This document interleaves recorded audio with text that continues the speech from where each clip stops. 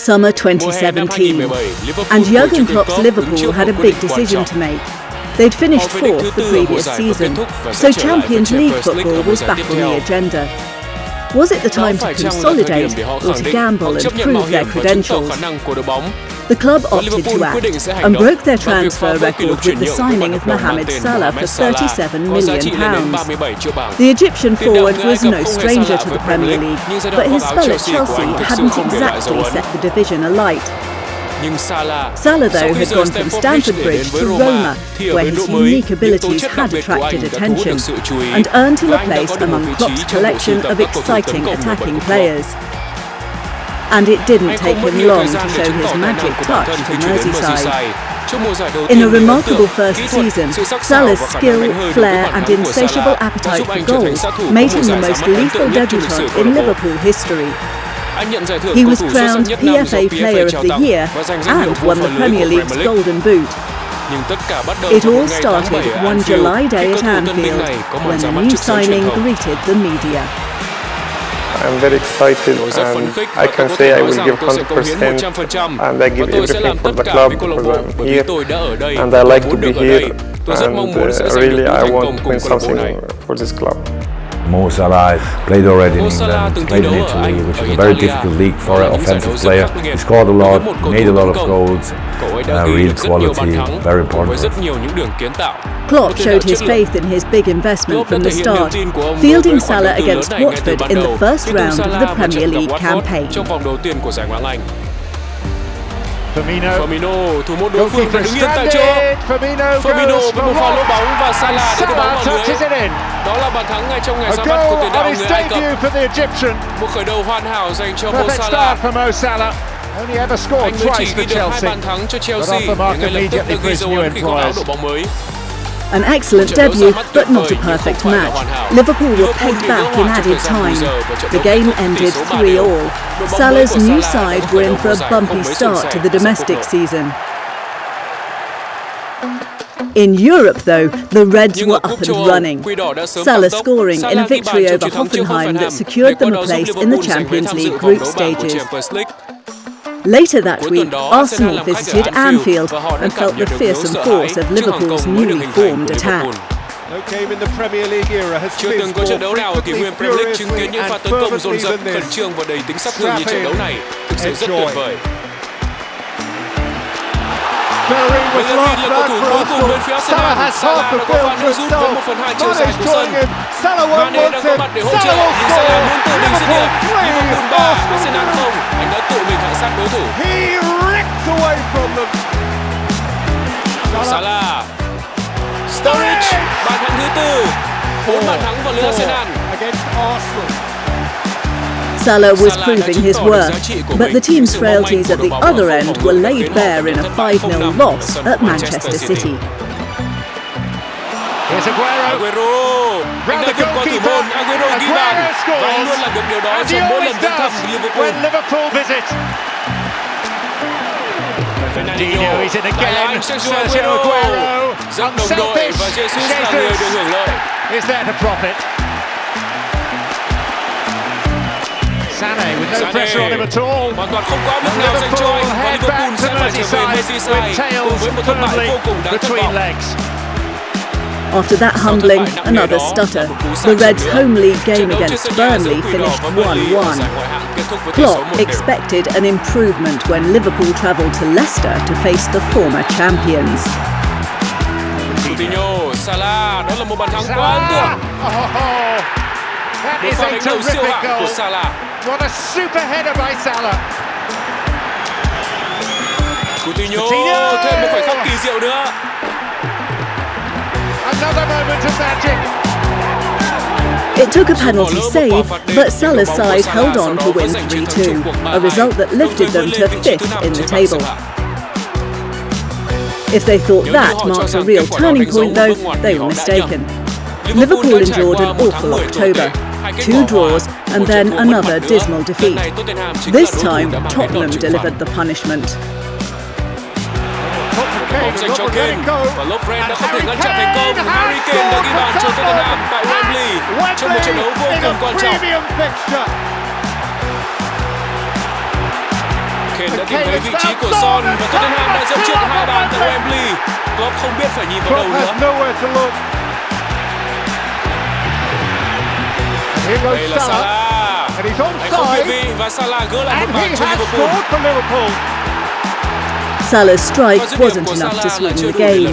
Liverpool lost 4-1 and slipped to ninth. The Egyptian had 5 league goals to his name, yet his new club were looking rather ordinary. Huddersfield at home was a chance at redemption, and despite Salah's failure to make his penalty kick count, the Reds cruised to victory. And now Salah. Lúc này là Salah. Looking to tie the points up here. Đến mục tiêu giành điểm tối đa. Ronaldo, who surely has that. Pha dứt điểm quyết đoán và đó là một trong số những bàn thắng đẹp nhất.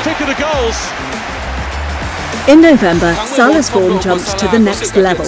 He showed the rest of the Premier League precisely why Liverpool had been so desperate for his signature. Đó là pha bóng 3-1. Mo Salah chắc chắn là bàn thắng. Mo Salah đã mang về bàn mở tỷ số ở khán đài phía đông.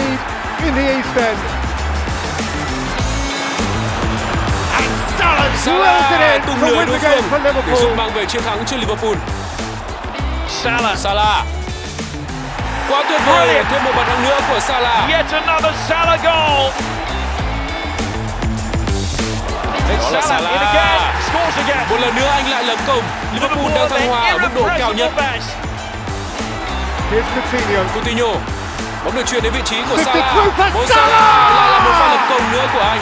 Mo Salah again and again and again. Salah có mặt, một cú vô lệ thần sầu, một sát thủ trước khung thành đối phương bên phía Liverpool.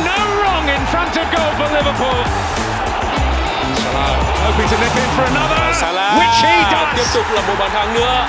Well, every time it falls his way, you know exactly what is going to happen. A magnificent month for Mo, and in what would become a familiar sight, he was honoured for his achievement. Mohamed Salah was the player of the month. The Egyptian scored a remarkable 7 goals in November and has ambitions to carry on that good form in front of goal as Liverpool look to get back in the Champions League mix. Each month I want to score many goals, you know, I want to help the team to win the games. Yeah, in that month I scored 7 goals. Yeah, it's a good feeling, but for me, as I said, the most important thing is the result, and we had a good result in this month. And the good results continued into December. A 5-1 win at Brighton was followed up by a 7-0 victory over Spartak Moscow, with Salah scoring again. Liverpool topped their Champions League group. The Reds rampant, so the perfect time for the season's first test of Merseyside pride. Derby's come in so many shapes and sizes, but this one is pretty much the daddy of them all in England in terms of both history and hysteria. Liverpool fluid and free scoring, Everton in transition. Salah rushing up, Martina. Salah. Lúc này anh là một cái tên nổi bật nhất ở Premier League với một pha dứt điểm vô cùng quyết đoán cho Liverpool. With a red-hot Liverpool finish. But another iconic Premier League goalscorer levelled from the spot. Wayne Rooney's penalty ensured the Merseyside Blues shared the points. Liverpool's Salah-powered attack, though, were soon back on their winning track. Salah's goal side of Salah đã vượt qua được Daniels. Mo Salah rất ấn tượng. Lại là Salah. Đó là bàn thắng thứ 20 trong mùa giải của cầu thủ người Ai Cập ở tất cả mọi đấu trường. That was the Egyptians' 20th goal of the season in all competitions. Đối thủ tiếp theo là Next up Arsenal, the team he's tormented in August. Lúc này là Salah với tốc độ cực nhanh. Anh đối mặt với Koscielny. Mo Salah, Coutinho. Bàn thắng khai thông thế bế tắc dành cho Liverpool. Salah lại có bóng. Wilshere và nỗ lực cản phá. Mo Salah đánh bóng vào rất tinh tế. Anh sẽ tiếp tục ghi bàn, chắc chắn là như vậy. Mo Salah và như thường lệ từ tuần này đến tuần khác liên tiếp là những bàn thắng. Liverpool đã dẫn trước 2 bàn. Yet again, defensive lapses cost Liverpool the win. 3-3 it ended at the Emirates. But at the campaign's halfway stage, the Reds were fourth, with the league's joint leading goalscorer in their ranks. On Boxing Day, Salah set up 2 goals as the Reds brushed Swansea aside. Even so, they were 17 points off runaway leaders Manchester City. A Champions League place was now the clear priority. So, signing off 2017 with a win was essential. Again though, that shaky defence, a goal down at home to Leicester, until a spell of Mo's magic. Salah, this time perhaps, keeps his feet brilliantly. Rất khéo léo một siêu phẩm đến từ một cầu thủ đang đạt phong độ cao nhất. Liverpool đã đưa trận đấu về lại thế cân bằng. Liverpool back on level terms. Salah, anh turning khỏi sự away truy from cản của Maguire. Maguire. He's through and Anh ấy lại ghi bàn. Đây thực sự again. đang là những ngày đẹp nhất của Salah dành cho Liverpool. These really are the Salah days for Liverpool. In just 5 months, Mohamed Salah had become the most feared forward in the Premier League. Still to come, we feature the best of the Egyptian king from the second half of his incredible campaign.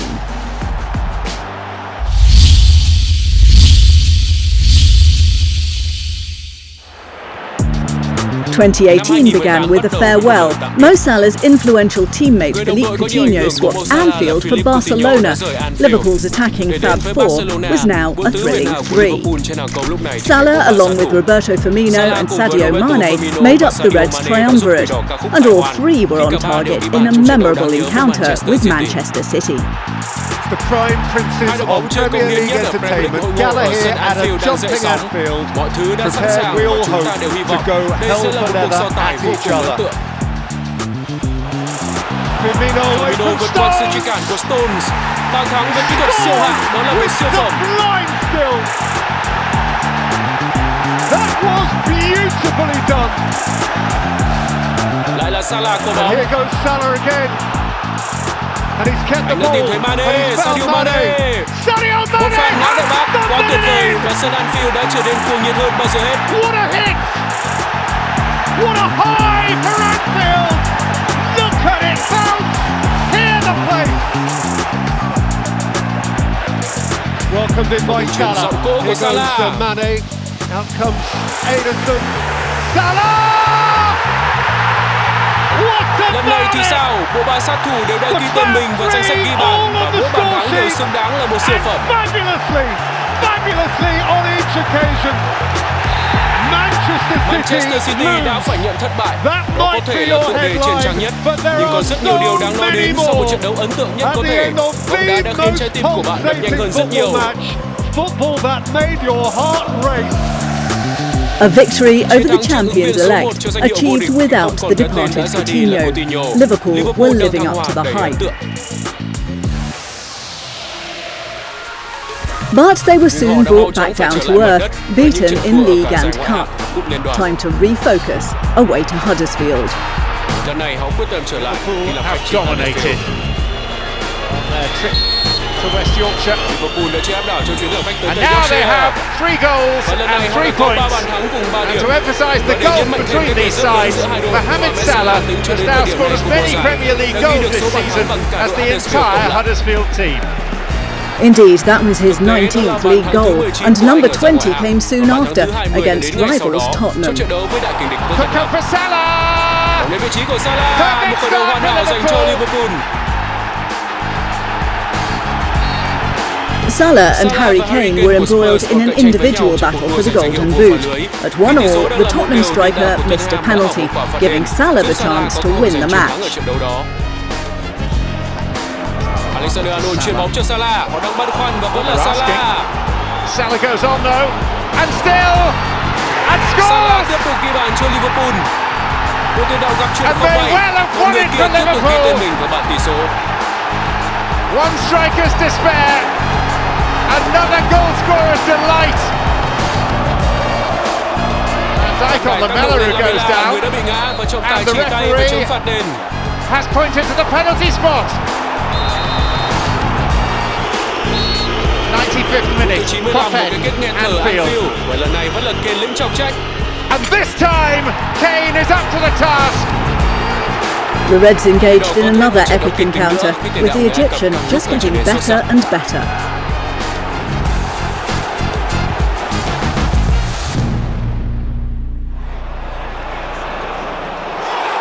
If you see my goals and everything I did like last 4 or 5 years, every year is better than the year before. So I'm always trying to improve. I'm working hard. That's what I can say. When I left Chelsea, I said I want to come back to the Premier League. I feel this my style football. I like to play in the Premier League. I like the Premier League a lot. So I want to come back. In Chelsea, I didn't play, so I didn't have my chance. Since I came here, he changed something in me, and I played to the goal, closer to the goal, more than any other club. I came here to help the club to win titles. Everyone here worked hard to win something for the club, for the fans, for ourselves. So I can tell the fans we work every day 100% to win something, to achieve something for the club. And now I'm playing here, and I'm showing everyone my football. And he continued showing everyone his football throughout February. Salah, Firmino, một khởi đầu tuyệt vời dành cho ideal Liverpool. start for Liverpool. Matip, Salah, một phát đánh And the góp dành back cho heel to Salah. Salah, beautifully done. Một siêu phẩm rất nhuần nhuyễn, rất lạnh lùng và có sức công phá ghê gớm. Impudent, ultimately devastating. Chamberlain vẫn đang có bóng. Ảnh hưởng đến vị trí của Salah. Mohamed Salah lại là một siêu phẩm nữa dành cho Liverpool. Và là bàn thắng thứ 31 kể từ đầu mùa của riêng cá nhân Mohamed Salah. 31 of the season for Mohamed Salah. The best tally ever achieved by a Liverpool debutant was 33. That was Fernando Torres a decade before. Salah looked likely to eclipse that. February's Player of the Month was in ferocious form. And he was just one short of the record after scoring against Newcastle. Oxlade-Chamberlain. Slightly fortuitous touch. Và chạm bóng rất tinh tế. Here's Salah with a Lại là chance. Salah với một cơ hội. Liverpool đã có bàn thắng dẫn trước và lại là Mo Salah. Lúc này đã là bàn thắng thứ 32. Mohamed Salah, 32 and counting. Liverpool were through to the Champions League quarter-finals, and Salah was poised to produce his most predatory performance of the season.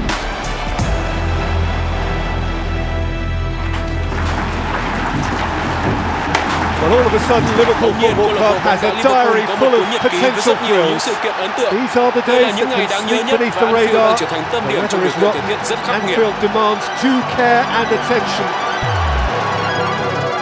Mane. Salah, another problem for Britos. Một thử thách khắc nghiệt nữa cho Britos. Mo Salah, Britos một lần nữa mắc sai lầm và Salah đã ghi bàn. Anh đã xuất hiện rất nhanh. It's taken him next to no time. Mane, đó là một đường bóng tuyệt vời dành cho Robertson. Salah lại là anh, lại là Mo Salah. Salah đã vùi dập Watford. Over and over and over again. Salah side through Watford. Salah đã thoát khỏi sự truy cản của Britos một lần nữa. Đường tạt bóng của Salah rất tinh tế và Firmino đã lập công. Lần này Salah đã sắm vai người kiến tạo. This time Salah the creator. Sadio Mane. Mo Salah, is this his moment? Mo Salah. Yes, đây là khoảnh khắc của Salah, một cú hat-trick của Salah trước sự chứng kiến của Jacob. Tiền đạo không thể bị cản phá của Ai Cập đã hạ sát Watford. The unstoppable Egyptian has walked through Watford. Có lẽ trên thế giới hiện tại, anh đang là người ở gần với Lionel Messi nhất. Đây là Salah, còn đây là Danny Ings. Danny Ings lại bị từ chối. Và Salah chưa bao giờ chịu bó tay, chưa bao giờ, quá xuất sắc. Tất cả những gì anh ấy chạm vào đều có thể biến thành bàn thắng. Everything he touches turns to goals. Marvelous throw. Một với phong độ chói sáng, Watford đã bị Salah làm cho vỡ vụn. Với khả năng xuyên phá, sự tinh quái và nhãn quản của anh, Liverpool họ thực sự là một đối thủ khó chịu khi thi đấu với phong độ như thế này.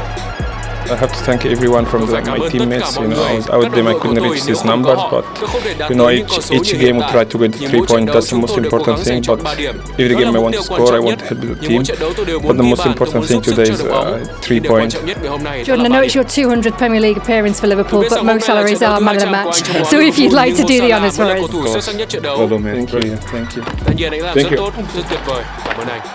4 goals, Salah on 36 in all competitions, just 11 shy of Ian Rush's all-time Liverpool record of 47. What had been an impressive campaign for the Egyptian was fast turning into a historic one. And, seemingly inevitably, he was the match winner again at Selhurst Park. And Salah, his moment, his goal, and he made it Liverpool's victory. He's now, on his own, scored the same number of goals or more than 7 entire Premier League teams. 6 strikes in the month of March. He was named Player of the Month for the 3rd time. Super Salah was the first player to achieve a hat-trick of individual honours in a single season. He was on song in Europe too, his brace helping Liverpool into the Champions League semi-finals. But the Egyptians sat out the goalless draw with Everton as an injury precaution. Salah, though, was back in the fray against Bournemouth and back amongst the goals. Here's Salah. Oh, he's got it. 30 bàn thắng ở giải Ngoại hạng và 40 lần lập công ở mọi đấu trường. Rất gần với kỷ lục Premier League và kỷ lục của câu lạc bộ của Salah quá tuyệt vời. The Premier League record in sight, the club record in sight. Magnificent Mo Salah. In the Premier League, no player had scored more than 31 goals over the course of a 38-game season, a total that Salah equalled against West Brom. The awards for this phenomenal forward were flooding in, including the prestigious title of PFA Player of the Year. You're the first Egyptian to win this award. What will this mean to your country? Very proud. I'm very proud to win that one. And you know, as I said before, I worked hard to win this one. And always, I had in my mind my way. I want everyone in Egypt to follow my way. And yeah, I think it's working well. And I hope it's not the last one to win it. The team helped me a lot. The way we play, the way they helped me. They passed me the ball a lot. So yeah, the team helped me a lot, honestly, to perform and be in that shape. My personal thing is to win something with the team. I always think about the team, I don't think about myself, so the most important thing for me is to win something with the team. In Europe, he helped his new team defeat his old one, Roma. With Salah scoring twice, Liverpool progressed to the Champions League final. But domestic form dipped, just 1 win in 5, and their top 4 place was in jeopardy. At the end of a campaign featuring so many highs, the Reds were determined not to allow their Premier League season to stutter to a close. So, with Salah and co focused on their goals, the final game at Anfield proved decisive. Thoughts inevitably wandering to what lies ahead. But in the here and now, Liverpool require 1 more Premier League point. Trent Alexander-Arnold. Dominic Solanke. Mo Salah. Một kỷ lục mới được xác lập, số bàn thắng nhiều nhất trong một mùa giải Ngoại hạng với 38 vòng đấu, 32 bàn thắng. Premier League season. 32 and counting. The best may yet be to come. Kiev in 13 days will define Liverpool's season. But Jurgen Klopp has led them to consecutive top 4 finishes. I really think this group of players deserve it, really, because they constantly move their limit to the next level, and I'm really happy about that. So, for the whole club, for all the supporters, big day, nice. What a season, what a player. Scored goals from different angles, different situations, and can improve so much. So, good for us, good for him. Team triumph and individual excellence. Mohamed Salah won the Premier League Golden Boot, a record-setting 32 goals in the league, 44 in all competitions. Only Ian Rush had notched more in a single campaign for Liverpool. There was no fairy tale ending for Salah in the Champions League final. A shoulder injury forced him off against Real Madrid, and he was powerless to help his side avoid defeat. So, no silverware in his debut Liverpool season. But he took home a haul of individual awards and established goal-scoring records that should stand the test of time. What's more, he cemented his place in Liverpool club history and completed one of the most remarkable campaigns the Premier League has ever seen. A sublime season for a superlative player, magical Mohamed Salah.